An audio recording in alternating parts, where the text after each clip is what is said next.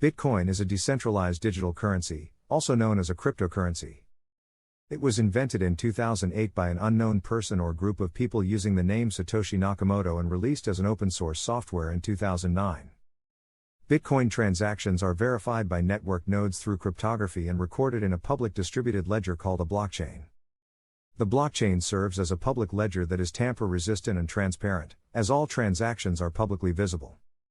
Unlike traditional currencies, which are controlled by central banks, Bitcoin is not backed by any government or financial institution. It is created through a process called mining, which involves solving complex mathematical problems using specialized software and hardware. The supply of Bitcoin is limited to 21 million coins, with approximately 18 million already in circulation as of 2021.